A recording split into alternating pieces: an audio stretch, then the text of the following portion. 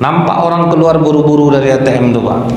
Terkejut juga dia, masuk dia ke dalam. Rupanya tulisan di layar monitor ATM itu apa Bu? Anda ingin melanjutkan transaksi, berarti kan tinggal ATM orang tuh Pak. Ditekannya iya Pak. ATM lama tidak ada pengulangan PIN. Informasi saldo, tekan rupa banyak di orang tuh Pak. Ambil agak sedikit, kau sedang susah sekarang. Inilah cara Allah nolong kau. Yang satu lagi ngomong, jangan kau ambil CCTV nampak, tetap juga ketahuan. Akhirnya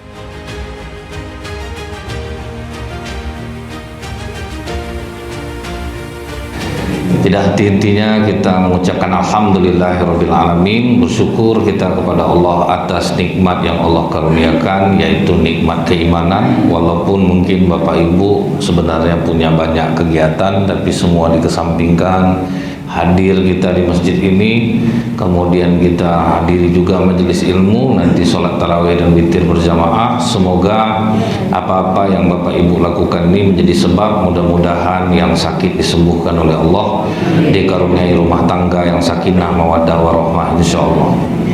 Berselawat kita kepada Rasulullah SAW dengan ucapan Allahumma sholli ala Muhammad wa ala ali Muhammad. Semoga dengan ringan lisan kita ini berselawat, kita dapat mengimani dan mengamalkan apa yang disampaikan oleh Rasulullah sehingga kita mendapatkan syafaat di yaumil akhir kelak. Benar kata Rasulullah itu Bu ya, bahwa orang yang berpuasa itu punya dua kegembiraan. Kegembiraan ketika berbuka, kegembiraan ketika bertemu dengan Allah. Karena apa Pak? Ketika kita berpuasa itu kita menjadi orang yang sangat jujur. Walaupun kalau kita ke belakang sebentar minum, kita siang dulu, tidak akan ada yang tahu Pak.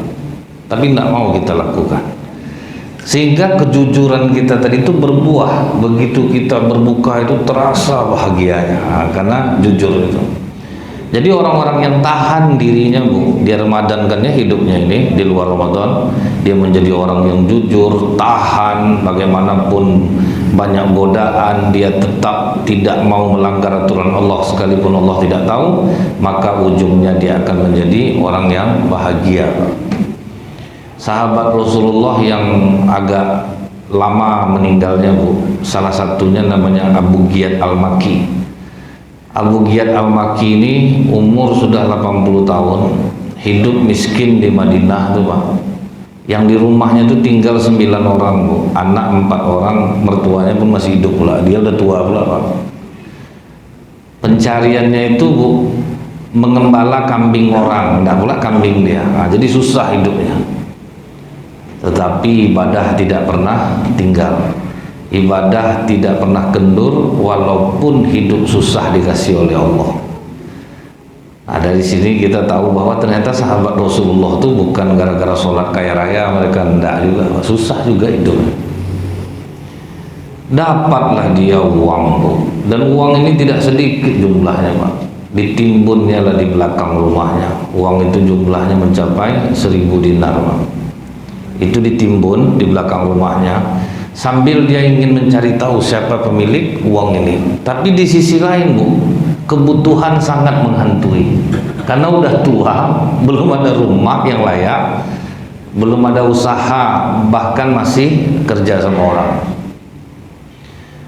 Dapatlah kabar baik itu. Pas dia berada dekat Masjidil Haram, datanglah orang mengumumkan, laki-laki dari Iran. Wahai para jamaah haji, wahai penduduk Mekah, saya kehilangan uang 1000 dinar. Saya mohon yang menemukannya untuk mengembalikannya ke saya, dan saya berjanji siapa yang menemukannya setiap waktu sholat, selesai sholat akan saya doakan dia. Kecewa Abu Ghiyad Al-Makki ini Pak, sebanyak itu duitnya hilang, doa Pak dikasihnya. Nah itu ujiannya Pak. Disangkanya kalau orang sebanyak itu paling tidak dapat lah agak sedikit itu Pak, rupanya enggak. Diulang-ulangnya mengumumkan Bu, didekatilah dia oleh Abu Ghiyad Al-Makki. Nah kata Abu Ghiyad Al-Makki, sekarang ini kehidupan masyarakat Mekah ini sedang sulit, panen orang gagal, Mungkin aja duit kau itu didapatkan oleh orang tua yang soleh. Sebetulnya dia menyebutkan dirinya Pak, yang hidupnya susah, membutuhkan pertolongan. Coba kau umumkan, siapa yang mendapatkan uang itu, nanti aku kasih lah agak sedikit gitu. Tidak bisa Pak, itu amanah orang tua saya. Jadi tidak bisa juga saya sembarangan ngasih gitu. Tapi saya janji Pak, akan saya doakan dia. Itu ujiannya Pak. Jadi Abu Ghiyad Al-Makki ini mengajarkan kita lebih baik meminta daripada mencuri Pak. Walaupun hidup sedang sulit. Pulanglah dia ke rumah. Nah waktu itu ada Abdullah bin Umar Pak. Waktu Abu Ghiyad Al-Makki ngomong sama laki-laki Iran ini, apa kata Abdullah bin Umar dalam hatinya? Aku yakin nih bapak nih pasti yang menemukan duit itu. Diikutnya lah bapak itu pulang. Begitu sampai di rumah bapak itu, Abdullah bin Umar agak terkesima juga nengok kehidupannya Pak. Orang tua hidup susah. Karena tidak ada suara deru kendaraan, walaupun dari jauh terdengar oleh Abdullah bin Umar pembicaraan Abu Ghiyad Al-Makki sama istrinya yang bernama Lubabah. Dipanggilnya istrinya keluar, Bu. Lubabah, keluarlah kau sebentar. Ada apa suamiku? Galau aku Lubabah. Aku ingin jujur sama kau. Aku ada dapat uang orang 1000 dinar, tapi aku tidak mau ngomong sama kau di mana aku nyimpannya. Tadi jumpa orangnya, diumumkannya duit hilang tuh. Terus kata istrinya, cuman siapa yang dapat doa yang dikasihnya. Macam mana menurut kau tuh? Istrinya lah Bu yang menggodanya jadinya. Rezeki kau tuh suamiku. Kita udah lama hidup susah, mungkin inilah jalan Allah untuk mengubah hidup kita. Ini pula nih, jadi bapak hati-hati nih Pak. Ini yang macam-macam ini bisikannya sama tuh. Inilah mungkin rezeki dari Allah. Setelah sekian lama kau tabah, kau susah, diganti Allah. Kapan lagi kami bisa mendapatkan rumah yang layak, makanan yang layak, pakaian yang layak, yang tinggal di rumah kita ini banyak. Kau ambil aja duit itu, atau kau rasanya tidak enak, pakai duit itu beli kambing, buat rumah. Kau niatkan kalau besok berhasil domba kau tuh kau gembalakan, kau ganti duitnya. Itulah Bu, ujian tuh kadang kuat laki-laki, perempuan lah yang memberikan masukan. Itu tuh yang repot tuh Pak. Ujian keimanan ini kadang bukan dari orang dekat sendiri. Ada dulu orang kantor, dia dikasih bosnya ATM, ini kamu ambil uang di ATM 250.000, kamu beli nanti alat ini. Karena dia memang jujur di kantor tuh Pak, memang dia yang disuruh. Tapi hidupnya sedang susah betul waktu itu, sedang sangat butuh bantuan betul Bu. Pergi dia ke ATM, tapi dia bukan ada mau ngambil uang bosnya ini. Antri dia, nampak orang keluar buru-buru dari ATM tuh Pak. Terkejut juga dia, masuk dia ke dalam. Rupanya tulisan di layar monitor ATM itu apa Bu? Anda ingin melanjutkan transaksi, berarti kan tinggal ATM orang tuh Pak. Ditekannya iya Pak. ATM lama tidak ada pengulangan PIN, informasi saldo. Tekan rupa banyak di orang tuh Pak. Ambil agak sedikit, kau sedang susah sekarang, inilah cara Allah nolong kau. Yang satu lagi ngomong, jangan kau ambil CCTV nampak, tetap juga ketahuan. Akhirnya menanglah imannya Bu. Dikeluarkannya ATM orang itu, diambilnya ATM kantornya, ATM orang itu dikasihnya ke petugas bank. Pulang dia ke kantor, selesai jam kantor dia pulang ke rumah, diceritakannya lah ke istrinya peristiwa itu. Dapat ujian apa hari ini? Ujian apa Bang? Tadi pas di ATM orang tinggal. Terus tulis jadi layar monitor tuh, Anda ingin melanjutkan transaksi, terus abang tekan iya. Iya betul lah, manusiawi lah nama dia. Abang tekan iya. Abang tengok informasi saldonya, iya banyak duitnya, banyak. Abang ambil pula. Alhamdulillah deh, Allah menolong abang. Nggak mau bodoh nah itu ujiannya Pak. Jujur tidak tentu arah lah abang mah. Banyak orang jahat di Indonesia nih Bang, tapi tidak macam abang nih bodoh. Nah itu loh ujiannya tuh. Jadi jangan dikira ujian itu datang dari luar, banyak Pak, dari dalam itu loh. Abu Ghiyad Al-Makki apa jawabannya ke istrinya Pak? Lubabah, 80 tahun umur aku, belum pernah aku mencuri uang orang agak sedikit, belum pernah aku mengkhianati orang. Tapi kau tahu enggak nikmat dari Allah untuk aku? Udah 80 umur aku, tenaga aku sama macam anak muda. Itu yang aku syukuri itu Bapak. Jadi itu Bu, setiap nikmat yang tidak ada pada diri kita Pak, Allah pasti ganti dengan nikmat yang lain. Tapi kita tidak menyadari itu Pak. Kita sibuk dengan nikmat yang dimiliki orang. Nah itu yang kena kita Bu. Saya lihat, saya punya kawan susah Bu, pencariannya jual kacang, untuk payah hidupnya Pak. Tapi apa dikasih Allah nikmatnya Bu? Anaknya beasiswa semua Pak. Itu pula nikmatnya Bu. Ada lagi orang yang kaya dalam pandangan kita, anaknya Bu, omega 3, DHA, susu, vitamin, udah disuit bodoh lagi Pak. Jadi nggak bisa itu kita. Jadi kita ini semua udah dikasih Allah nikmat yang tidak dimiliki oleh orang lain. Contoh nih Bu, yang nyata yang di depan mata saya tuh, di Mall Pekanbaru tuh kan banyak orang jual berlian tuh Pak. Karyawannya gagah-gagah semua Bu. Datang sales cerita di masjid, enak jadi karyawan toko berlian ya Ustaz ya, teduh, dingin, awak bergaya, nak panas-panas. Kami panas-panas di luar, merayu orang, kadang tidak ada dapat, kita ada target lagi. Asalnya orang toko emas itu cerita, enak jadi sales nih Ustaz ya, bebas jalan, kami dari pagi sampai malam di toko aja Ustaz, sampai nak jumpa sama anak, awak tidur, anak pergi sekolah, sama masyarakat nak pernah bergabung. Dari situlah saya tahu, yang toko emas bilang sales enak Pak, yang sales bilang yang di toko emas enak. Itulah kalau kita rupanya masing-masing orang tuh banyak yang memimpikan bisa di posisi kita. Kita bosan dengan posisi kita Pak. Orang banyak memimpikan enak jadi ustadznya, ustadznya apa tuh Pak, 250, 350, 500. Yang ustadznya mikir enggak Pak, bukan mudah nih. Karena apa Bu, kadang tuh orang, Ustadz Abu Somad pernah ngomong Pak, kadang ada masa jenuh kita. Itu tuh yang disyukuri itu Bu kan, pas kita jenuh kita buat yang lain. Jadi jangan dikira Bu, Ustadz-ustadz nih orang-orang memandang tuh Bu ya, pasti enak ustadznya. Kalau menurut saya memang enak betul Pak. Apalagi sore tadi ceramah saya 7 menit Pak, betul-betul 7 menit, 500 Bu, kemana mau dicari itu? Dia bilang, Ustadz ada sambutan, silahkan. Saya makin banyak sambutan tuh Bu, makin senang saya, ada risau di saya. Jadi memang itulah kadang Pak ya, tapi orang masih juga kadang mengeluh dia. Untuk sampai ke tingkat ini kan kita sudah melalui juga dulu Pak, bagaimana susahnya. Saya ingat awal saya di IKMI itu ya Bu ya, mengganti-gantikan Ustadz ceramah, itulah kerja saya tiap malam Pak, duduk di IKMI itu Pak. Ada kosong, kita lah yang duduk. Di mana yang tak mau Ustadz-Ustadz itu pergi, ya kita yang pergi itu Pak.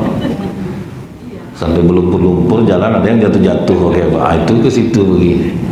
Jadi semua kita itu Bu, bersyukur aja lah banyak-banyak bersyukur kita. Dan itu yang dilebihkan oleh Abu Giyad Al-Makki, aku walaupun sudah tua, tenaga aku masih tenaga anak muda, masih sanggup aku kerja. Masa udah seumur ini aku udah mau masuk kubur, aku kok pengaruhi aku untuk makan duitnya? Enggak lo Bapak, aku coba aja lah besok mulang balik. Mana tuh diumumkannya, aku bujuk dia besok. Rupanya besok dekat-dekat dia di Masjidil Haram Pak. Diumumkan balik Pak, tolonglah para jamaah haji masyarakat Mekah yang ketemu duit aku balikkan, tolong. Itu amanah dari orang tuaku. Tidak ada yang nunjuk, cuman dia yang nemukan Pak, tentu tidak ada yang lain nunjuk Pak. Didekatinya balik Bu, kau asli pahit kau nih, kau duitku banyak hilang tuh, 1000 dinar tuh kau bilang sedikit tuh, masa tidak terkasih kau agak sedikit aja. Datang orang ini bilang, menurut Bapak berapa harus saya kasih? Bangkit semangatnya Pak, paling tidak 10% lah. Inilah mungkin asal pembagian 10% tuh Pak. Inilah mungkin asalnya tuh Pak. Cuma 100 dinar kau kasih orang tuh, balik duit kau 900 dinar. Kalau kau tidak mau ngasih seperti itu, tidak mau orang. Nah, jadi ini juga nih Bapak Ibu, kita tuh jangan buruk perut juga. Masuk buruk perut tuh kalau ada rezeki itu, walaupun orang nggak minta, kita kadang harus ngerti juga ngasih. Kalau misal ibu-ibu nolong kawan di rumah gitu, masak, nyapu-nyapu, ada acara, walaupun ibu ikhlas nak minta, pasti kadang orang punya tuan rumah pasti ngerti lah ngasih gitu ya Bu. Ya Bu, ada nih sedikit, walaupun ibu tuh akan ada joget itu tuh joget penolakan kalau menurut saya tuh, udah kan gitu-gitu kayak itu kan. Tapi itu tidak lama biasanya Pak, 2 kali, dia ingat saya 2 kali joget, gini satu, itu baru terima. Apal saya. 2 kali itulah joget itu. Jadi itu biasa sebetulnya Pak. Ibaratnya kita berbagi kebahagiaan. Nah, kita berzeki, kita juga berbagi kebahagiaan. Nah, kata orang Iran ini yang kehilangan duit nih, maaf Pak, mungkin tidak bisa saya, tapi saya berjanji Pak, saya akan doakan orang ini. Bapak masa mengkhawatirkan masalah doa katanya. Saya bukan mengkhawatirkan masalah doa, bisa jadi uang itu ditemukan oleh orang tua, soleh, menjaga dirinya, besar pahala kau, udah di lobinya Pak, tidak tembus Bu. Akhirnya dia membagi lagi, apa katanya, nyerah aku sama kau. Aku yang menemukan uang kau, ayolah ke rumah aku. Nah, dibawalah ke rumah Pak. Itu di Abdullah bin Umar ngikut. Sampai di rumah dia, terkejut orang Iran ini rumah Bapak. Iya, berapa orang tinggal di sini? 9 sama saya.